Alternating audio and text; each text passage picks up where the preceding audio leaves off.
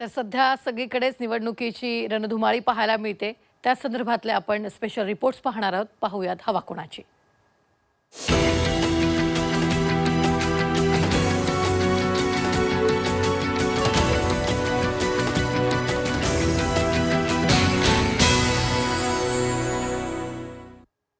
लातूर एकेकाळी काँग्रेसचा बालेकिल्ला. विलासराव देशमुखांच्या नेतृत्वानं घडलेलं शहर. पण आज राजकारण बदललंय. राजकारणातील समीकरणं ही बदलली आहेत आणि मुद्देही बदलले आहेत. महानगरपालिकेत सत्ता आली गेली, पुन्हा आली. कधी भाजपनं झेंडा रोवला तर कधी काँग्रेसनं राजकीय खेळी केली. नगरसेवक फुटले, पक्षांतर झाली. पण या सगळ्यात एक प्रश्न मात्र कायम. लातूरकरांना मूलभूत सुविधा कधी मिळणार? पाणी टंचाई, अर्धवट रस्ते, खड्डे, कचऱ्याचा हैदोस आणि विकासाचा गोंधळ याच असंतोषाच्या पार्श्वभूमीवर यंदाची मनपा निवडणूक सर्वात चुरशीची ठरण्याचे संकेत आहेत. पाहूयात.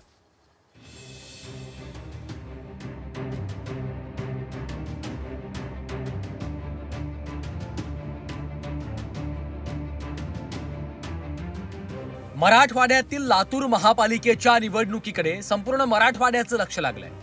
एकीकडे माजी मुख्यमंत्री विलासराव देशमुखांचा बालेकिल्ला असलेल्या लातूर शहरात भाजपनं जम बसवला. गेल्या 10 वर्षात लातूरचं राजकारण दोलायमान राहिलंय. विलासरावांचे सुपुत्र अमित देशमुख आणि धीरज देशमुखांना राजकीय वारसा पुढे नेताना कडवं आव्हान मिळतंय. 2017 नंतर लातूरकर पहिल्यांदाच महापालिका निवडणुकीला सामोरे जात आहे.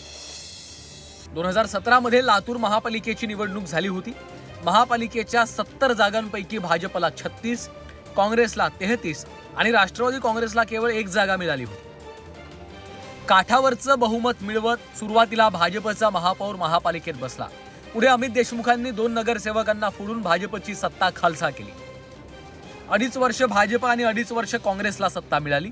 आता भाजपनं पुन्हा सत्ता मिळवण्यासाठी कंबर कसली आहे. यावेळी लातूर महापालिकेत भाजपचाच महापौर बसणार असा दावा स्थानिक नेत्यांनी केला आहे.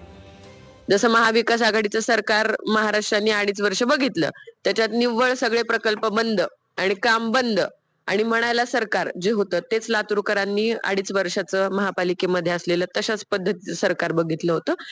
आणि या महापालिकेमध्ये देखील आम्ही आता 36 अबाव जाऊन फुल फ्लेज मेजॉरिटी ही भारतीय जनता पक्ष या ठिकाणी मिळवेल असा विश्वास यावेळी नक्की वाटतो. नाही म्हणायला काँग्रेसची दरम्यानच्या काळात बरीच पडझड झाली. अनेक काँग्रेस कार्यकर्त्यांनी काँग्रेसचा हात सोडला. तरीही यावेळी काँग्रेसचा झेंडाच फडकेल असा विश्वास आहे. महाविकास आघाडी म्हणून निवडणूक लढताना काँग्रेसच मोठा भाऊ असेल असं काँग्रेसचे नेते सांगतायत. कोविडचा काळ होता. कोविडच्या काळामध्ये रुग्णांना ज्या सुविधा मिळायला पाहिजे होत्या त्या मिळवण्यासाठी वैद्यकीय शिक्षण मंत्री म्हणून अमित देशमुख साहेबांनी खास महानगरपालिकेकडून त्यावेळेस ही काम करून घेतली. अनेक कामं काँग्रेसच्या काळामध्ये झालेली आहेत, परंतु त्यानंतर प्रशासकीय कारभार सुरू झाला. राज्य सरकार प्रशासकाच्या माध्यमातून लातूरमध्ये काम करत होतं, परंतु त्यानंतरची कामं पेंडिंग राहिली. सत्तेच्या जे तिघाडी सरकार राज्यात आलं आणि त्यांच्या माध्यमातून लातूरकरांकडे सदैव दुर्लक्ष करण्याचं काम त्यांच्या माध्यमातून झालं. काँग्रेसच्या मदतीनं महापौर झालेले विक्रांत गोजमगुंडे हे आता शरद पवारांची साथ सोडून अजितदादांच्या सोबत गेले. त्यामुळं यावेळी भाजपच्या सोबत महायुतीत लढताना जास्तीच्या जागांची मागणी राष्ट्रवादीनं केली आहे. पाईपलाईनद्वारे गॅस मिळवणारं हे मराठवाड्यातलं पहिलं शहर बनवणं असेल, अशा अनेक गोष्टी आम्ही करू शकलो. मात्र हे सुद्धा आहे की जो कालावधी मिळाला त्यामध्ये बहुतांश कालावधी हा कोरोना महामारीमध्ये गेला. त्यामुळे अनेक कामं ही करायची राहून गेली. अनेक प्रकल्प, अनेक योजना ज्या लातूरकरांच्या हिताच्या आहेत त्या करायच्या राहून गेल्या. आणि लातूरला एक आणखीन देखणेपणा देण्याकरिता, लातूरला आणखीन स्वच्छ, निरोगी आणि एक सुंदर शहर बनवण्याकरिता, मॉडर्न सिटी म्हणून लातूर महाराष्ट्रामध्ये पुढे यावी यासाठी पुढच्या काळामध्ये आम्ही राष्ट्रवादी काँग्रेस पार्टीच्या माध्यमातून प्रयत्न करणार आहोत. राजकीय पक्षांनी लातूरकरांना कायम विकासाची स्वप्न दाखवली, पण ती आश्वासनं लातूरकरांसाठी दिवा स्वप्न ठरली आहेत. लातूरला 8 दिवसात पाणी पुरवठा होतो. शहरात अनेक रस्त्यांची कामं अर्धवट आहेत. मुख्य रस्त्यांवरही खड्ड्यांचं साम्राज्य आहे. वेळेवर कचरा उचलला जात नाही. शहराची साफसफाई पुरेशी नाही आहे. अशा एक ना शेकडो तक्रारी लातूरकरांच्या आहेत. की रोड आम्हाला मोठा पाहिजे, जे बी झाड झुडपं येतील ते सर्व तोडून रोड व्यवस्थितशीर करणे. दुसरी गोष्ट, गटार आमची व्यवस्थितशीर काढत नाही, त्याच्यावर झाकण नाही, मुलं बाळ खेळलेले सर्व तिथंच पडतं आणि गटारवाले येतात ते तिथंच ठेवतात. किती वेळेस त्यांना शिकायत केली, गटार काढलेली तुम्ही भरून न्या म्हणतात, ते आमच्याकडे नाही बोलतात ते लोक. लातूरकर मतदार हा शहराच्या विकासाला प्राधान्य देणार की राजकीय पक्षांच्या विचारधारेला, हे मतपेटीतून स्पष्ट होणार आहे. लातूरकर भाजपची लाट थोपवणार की भाजपच्या लाटेवर स्वार होणार, हे निकालातनं अधोरेखित होणार आहे.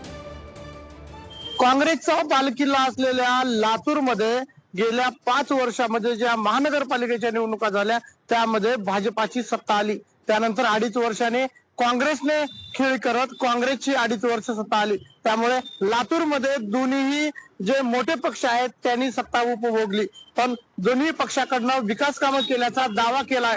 पण नागरिकांकडून मात्र कचरा, पाणी आणि विविध समस्या असल्याचं सांगण्यात आले. त्यामुळे येणाऱ्या महापालिकेच्या निवडणुकीमध्ये मतदार राजे जे आहेत कोणाला कौल देणार हे आता पाहावं लागणार आहे.